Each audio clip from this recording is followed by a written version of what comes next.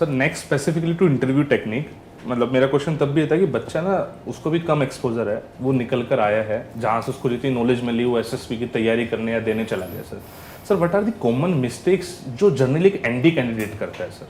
Interview में भी एक टेक्निक है सर।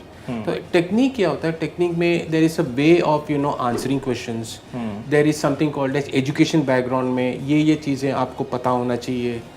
तो ये उसको एक्चुअली द प्रोसीजर ही उसको पता नहीं होता है।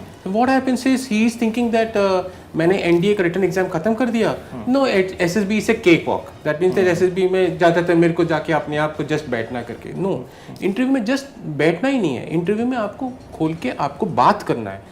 Interview is a process of connecting with the examiner and telling what all things you have done in your life till now and what are you going to do in future. So there is a correlation between the past and the present and the future also. Also he should be able to project himself as an all-rounder also.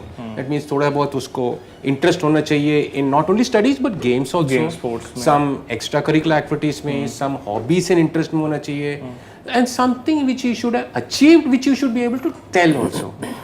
Now candidate को ज़्यादातर कैसे उसको project करना है, in what sense and what type of questions with the interviewing officer is supposed to be asking, ये उसको पता नहीं चलता।